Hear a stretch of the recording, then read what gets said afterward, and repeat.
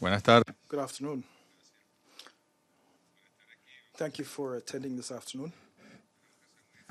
We don't need to take too much time, but I just clarified a few minutes ago when I left a meeting that did not leave us very happy.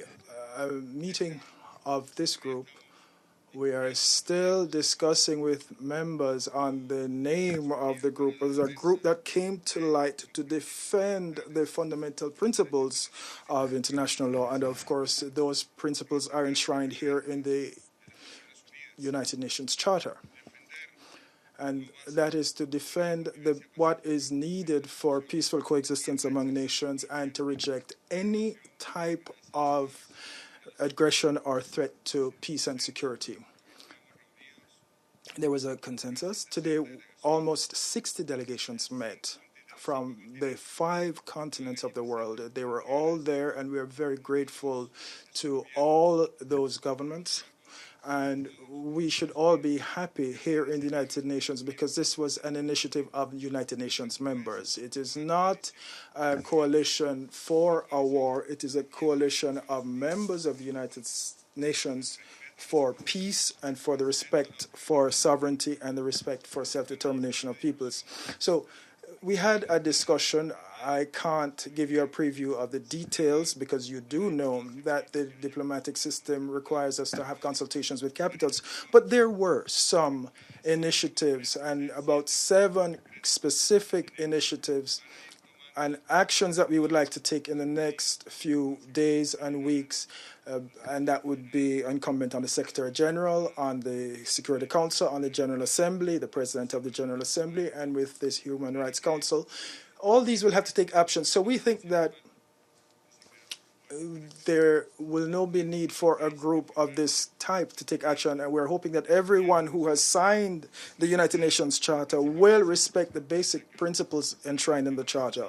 We know that this is not the case. There are countries that do not abide by those principles and threaten others with the use of force and are always intervening in the internal affairs of countries and do not respect their right to self-determination. They are hypocrites, even though they sit here in the United Nations and the General Assembly, but at the same time, they fail to respect even the least of those principles. So now is a time when there are aggressions threatening the stability of the world and the peace of peoples. This is the time to underscore and uphold and confirm what we believe. And in the 20th century, that was done by the non-aligned group, which is the same as this group, which is to defend peace and defend sovereignty of countries. We also had a meeting, the 3rd of its kind this year, and we also had telephone conversations. But this is the 3rd meeting in person with the Secretary General of the United Nations, Mr. Antonio Guterres. We had a very good meeting.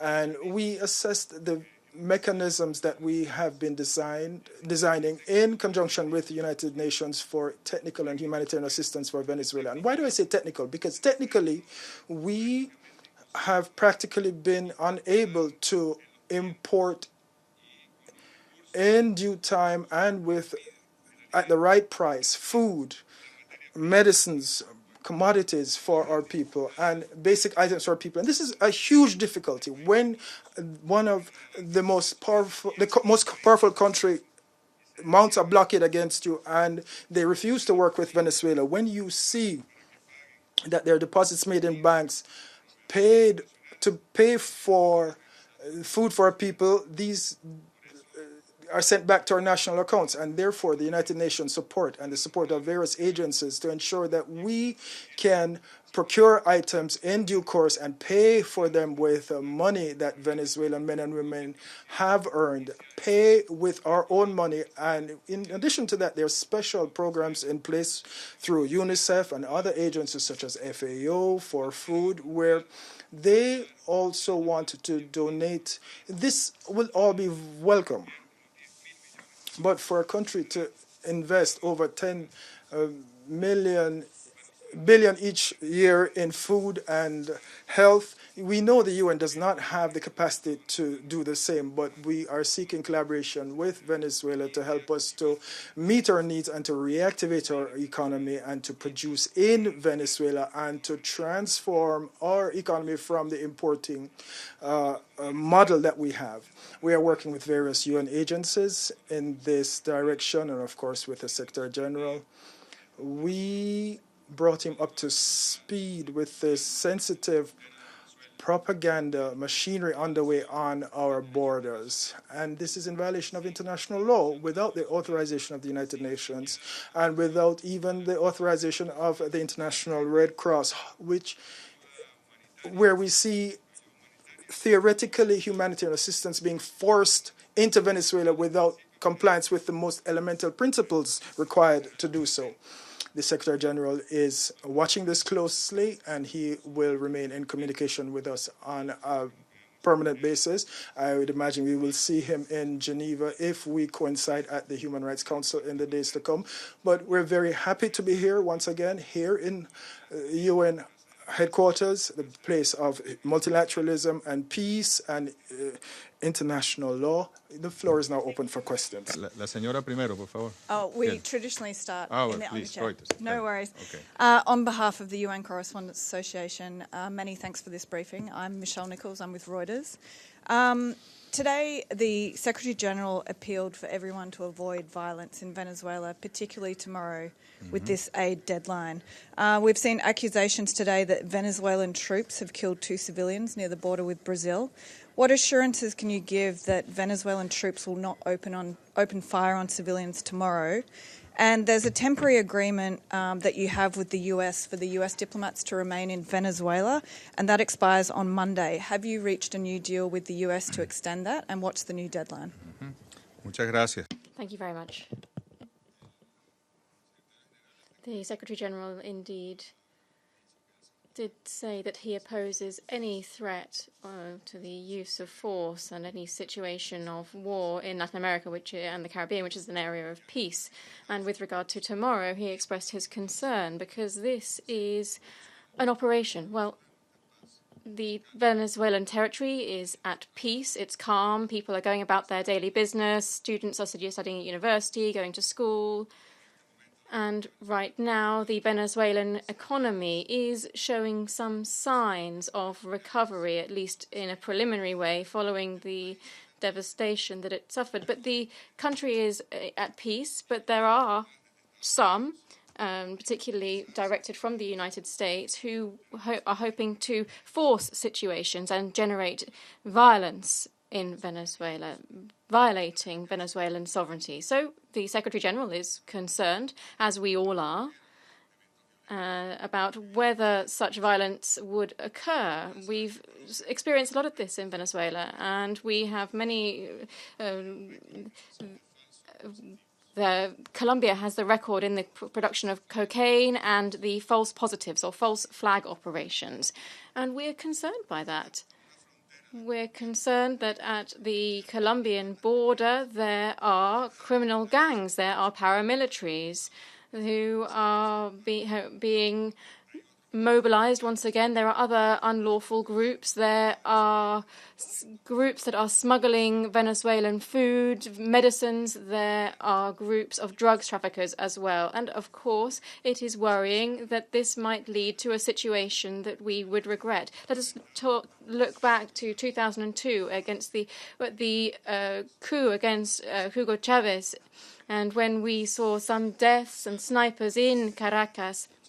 And what happened? Well, fortunately, a country that had strong armed forces that were so clear about their role in history ensured that after 48 hours, President Chavez resumed his role within the presidential palace, resuming his role mandated to him following democratic elections. And there have been various false positives in Venezuela since then. And what you mentioned today in Bolivar State is that, well, the weapons that were used do not correspond to those that are held by the Venezuelan armed forces.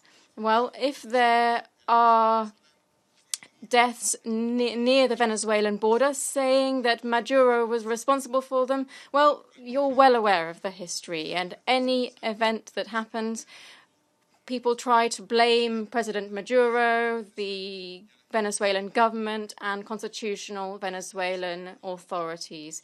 This is the script written by the United States, and you will have read Mr. Bolton, Mr. Trump, Mr. Pence, Mr. Pompeo. They're constantly addressing members of the Venezuelan military to rise up and to violate the constitution and their loyalty to Venezuelan values, to weaken Venezuelan sovereignty through these calls for rising up. What do they want? What do they want with this planned operation tomorrow? They want something to happen within the armed forces. As said by an old Venezuelan, these are just the latest developments of a prehistoric animal in the process of extinction. And in Venezuela, this coup is also in a process of extinction. But the imperialism is also entering into a period of extinction in the world. And you will have heard President Trump in Miami, his speech, paying tribute to a terrorist who launched grenades on Venezuelan institutions from a helicopter, on a school where there were children, and they carried out political murders. Well, this is the full decadence of the system. I know that you understand it, and we've called on the media to not side with them. We will reiterate this to international agencies such as Reuters, that all of you are important. Please don't side with violence, don't side with creating or justifying conditions for violence within Venezuela, because you will, just like the hands of President Trump, be stained with blood. And you will also, the hands of the owners of these media companies will also be stained with this blood. And I think that this completes the answer. On the diplomats and the deadline for the US diplomats to leave on Monday. Estamos en conversaciones. We're still in ongoing conversations and ongoing dialogue with the US government. There should be a meeting with the envoy, Elliot Abrams, and then we will discuss that matter with him. Mr. Foreign Minister, Edith Lederer from the Associated Press. Thank you very much. I'd like to follow up on your last question, because there were reports this afternoon that an agreement had been reached between the United States and Venezuela to extend the deadline for 30 days. And are those reports wrong? Are there still negotiations going on? And if so, where are they taking place? Here, Washington, or in Caracas?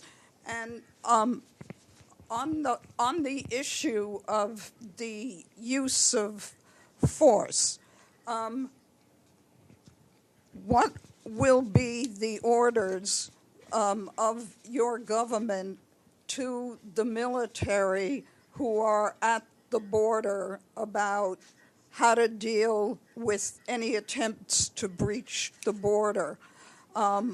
Will there be orders to open fire? Will there be orders to use tear gas?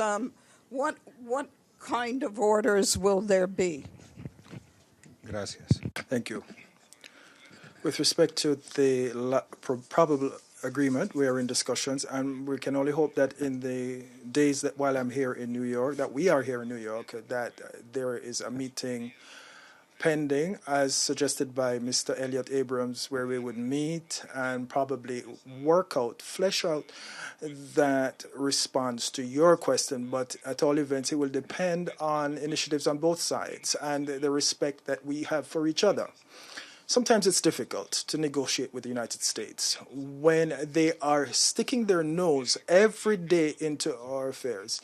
So apparently they said Russia intervened in the elections here to which that Mr. Trump won. It was a huge scandal. Can you imagine in our country where the United States is intervening in all elections, all political processes and economic processes, and has mounted a blockade against us for 20 years? Let's be honest. Generous.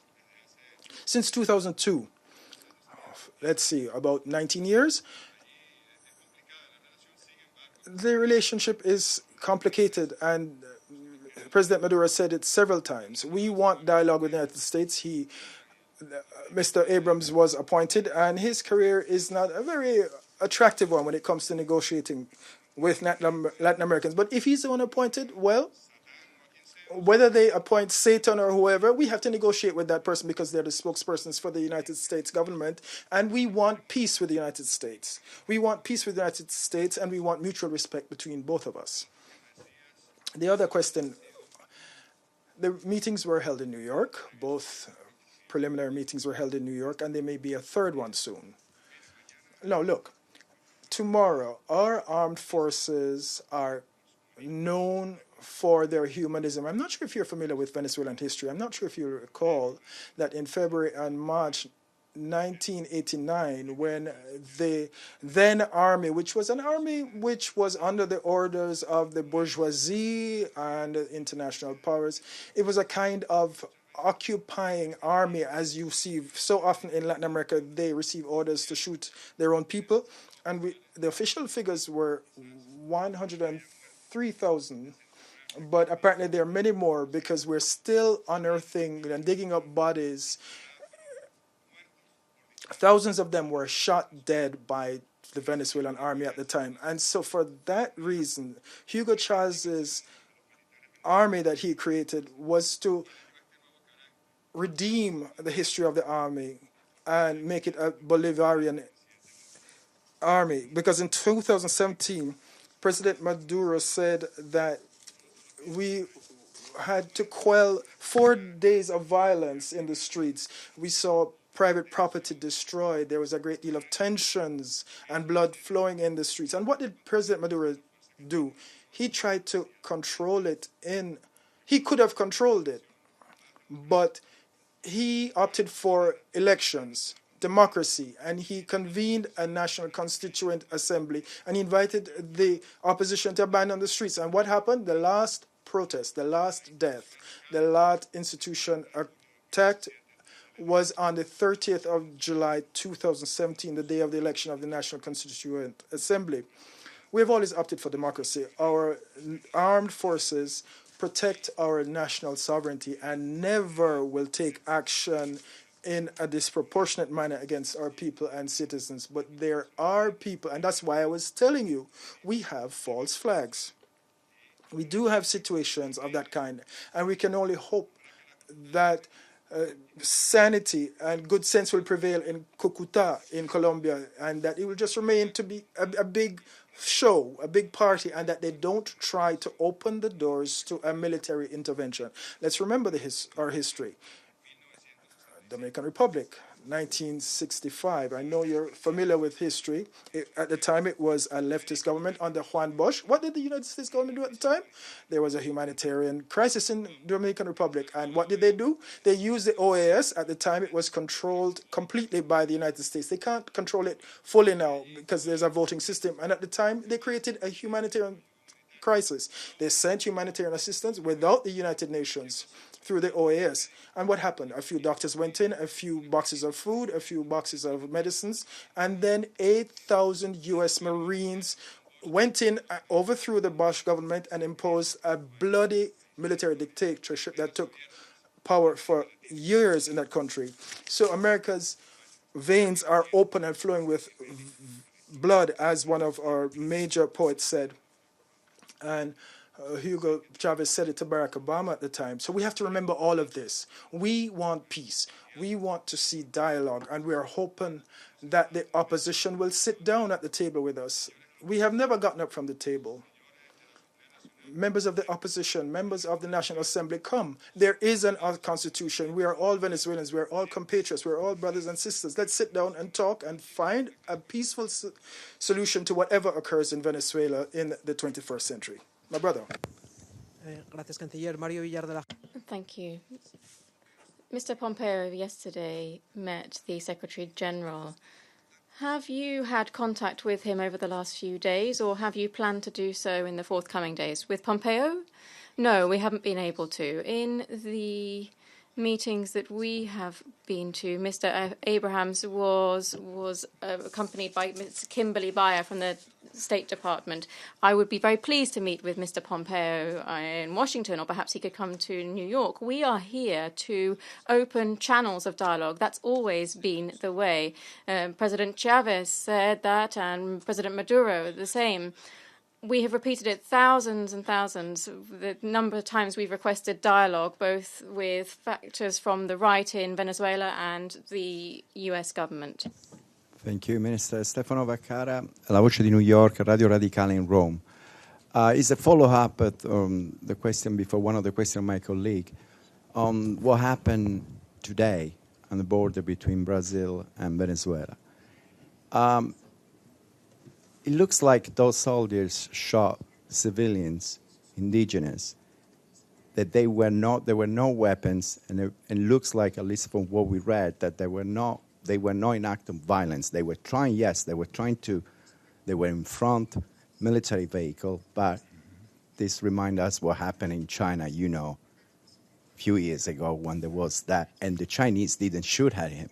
Remember the Chinese in front of them. My question ¿Ha visto alguna imagen de eso? Have you seen any images of that?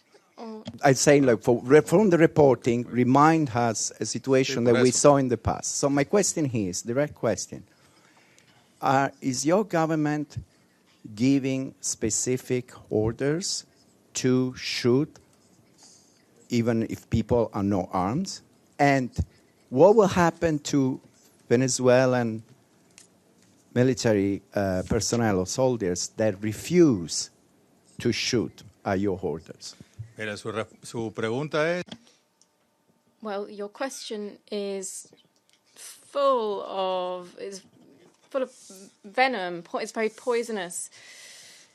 Now, it's no way related to the versions that I have heard. Well, we've heard the use of light weapons, but nothing about what you've just said.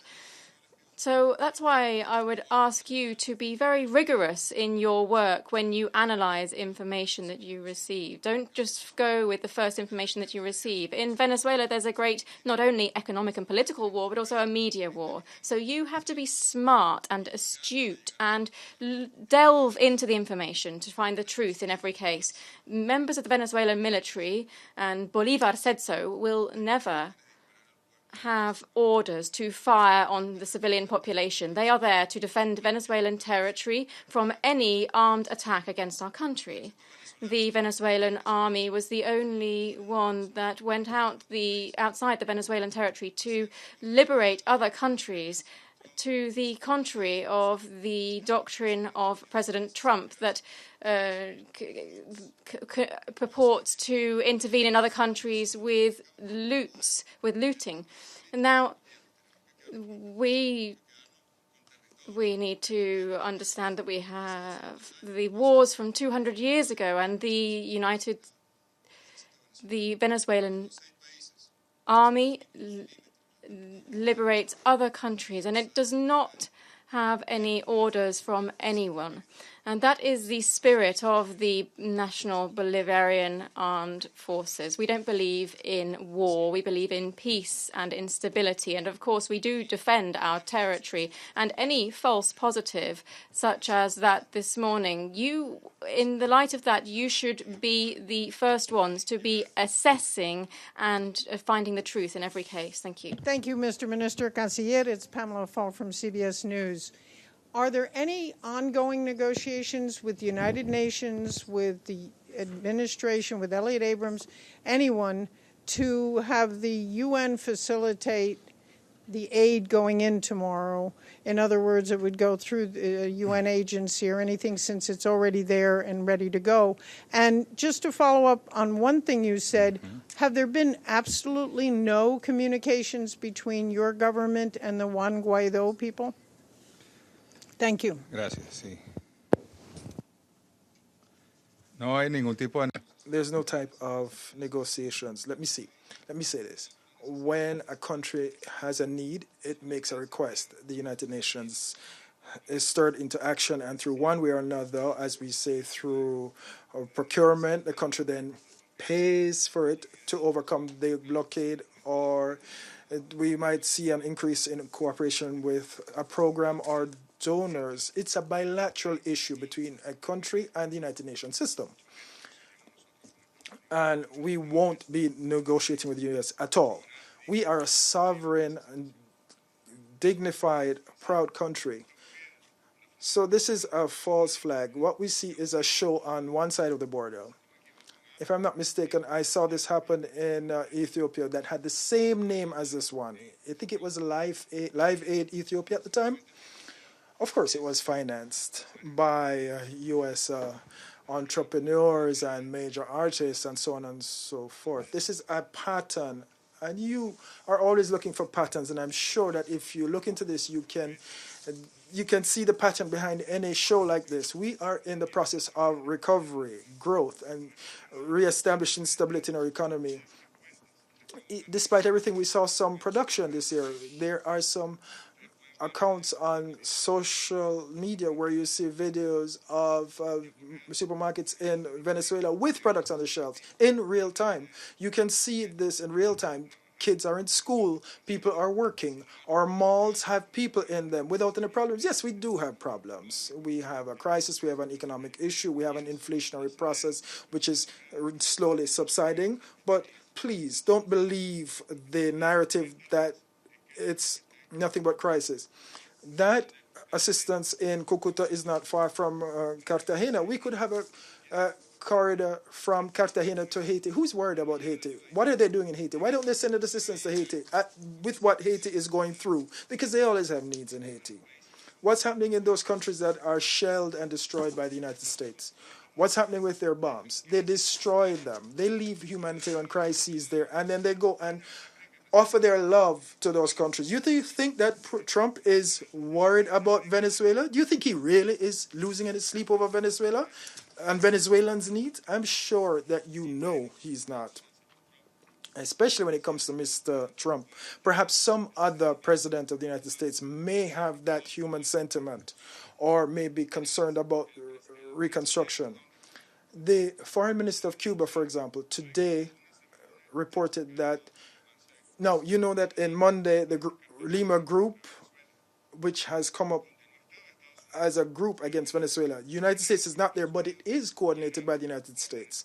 And it receives orders from the United States. Sometimes you see video conferences and you see Mike Pompeo via VTC in the conference with the foreign ministers of Latin America and Canada. They receive orders and they fulfill those orders. But unfortunately, in Bogota on Monday, we will see Pence issuing orders directly, and they will follow those orders. But that declaration that is now being circulated, the draft declaration, is already condemning the Venezuelan government for events that are scheduled for Saturday, and this will be issued on Monday. Don't be surprised if you see videos at 11 tomorrow saying that we disavow the government of there and that we're condemning the deaths, and yet there are no deaths. And those plans are already waiting to be rolled out to invite a military aggression. And so that, but our people, our armed forces know as Democrats and humanists that they can control the situation. Madam? It's a question related to the statements given yesterday by General Hugo Carvajal, in which he stated that there have been events related to the Ministry of Justice. And other members of the Maduro government and their role in drugs trafficking. What positions will you be taking, and what is the decision that you've thought of taking there? My second question is, Juan Guaidó is currently in Cúcuta. What are you intending to do? Will he be able to return unhindered or not? Well, the second question, the Venezuelan justice is independent, and many Venezuelans do not agree with Mr. Guaido remaining free at liberty because justice can do its business. For example, we had a ruling in 2012 that 2002 when which said there was no coup and those who were responsible for the coup went unpunished. Well, of course, we're very lucky that there will be we hope there will be justice in any case. But Mr. Hugo Carvajal, that's a very good question. I think it's very relevant because currently the tradition is, well, if I'm not mistaken, this person was already punished by the courts for involvement in drugs trafficking. So there's no more news on this regard. Mr. Carvajal already spoke in 2017 on CNN. He expressed his opposition to the government, etc., etc. So they're just recycling the same characters, the same opinions. We could even faithfully say that the CIA is acting, trying to ensure that our diplomatic staff is being offered green cards, visas, money, houses, etc., so that they express their views and speak out against President Maduro. And to say, look, this has been a victory. The last meeting that we held with the U.S. envoy, when we sat down, we said that the coup failed. And this is a victory from on our part. Let's sit down and let's negotiate like adults, like mature countries that we are, and let us, within international law and international relations, find a mechanism for mutual respect. The coup didn't succeed, and that is why I was saying it's just the end of a prehistoric animal that is in the process of extinction. So as our national armed forces were saying, that we are always faithful and will never betray the country. Bien, sí, señor. Adelante. Celia Mendoza de La Voz de América. I'm from Voice of America. Where are you from in Colombia? Bogota. Okay, thank you. Foreign Minister, there's been a lot of mention of the possibility of movements in various islands where they may be mobilizing arms or military personnel against Venezuela. Yesterday, the Ministry of Foreign Affairs came up with a press statement and said that you have conducted the countries of Puerto Rico and Dominican Republic to talk about the possibility of them helping in the transition of these military personnel or weapons to Venezuela. Could you talk a little bit more about that? And then the second part was, you spoke a lot about freezing Venezuelan assets, and this is done by the United States. How the new head of PDVSA, and is there any action against these individuals? Is there some financial movement taking place? Because the United States has already given power to Juan Guaido to receive money from the Federal Reserve, which belongs to Venezuela. Thank you. I was reading this morning some Venezuelan papers that after tomorrow's show, all the food and medicines will be sent to La Guajira in Colombia, where thousands of children have died for lack of food and medicines. And nothing was said about that. It is true that we communicated with authorities in Puerto Rico, the Commonwealth of Puerto Rico, and with the Dominican Republic because of a report that was made by the Foreign Minister of Cuba. And we said that we were concerned that their territory would be used to receive special troops to attack Venezuela. We expressed that concern, and in one of the cases they denied that. But we can only hope that that is true. We are hoping that the humanitarian planes landing in Cucuta really only have humanitarian assistance and not military troops. This is a sensitive issue, so we have to proceed cautiously. But in Curacao, for example, where they practically forced Curacao to accept a warehouse there, and respectfully, through a diplomatic note that came from the Netherlands ministry, the Venezuelan authorities clarified in that note that without the authorization of the government of President Maduro, that assistance, or whatever they want to call that assistance there, will not come to Venezuela, will not be allowed into Venezuela. But this is crazy. I heard that there are ships ready to leave Puerto Rico for Venezuela. It's a PR stunt. But look, this attempt to illegally confiscate, and there are people who are scared of investing in the United States because their investment might be expropriated. And yet, when we nationalized, we paid what was required. At the time, that money was for social investments, for medicines, to pay pensions. It was for schools, for food programs in the schools and in the hospitals. And so it was robbery. $30 billion were stolen from us. Ladies and gentlemen, can you imagine?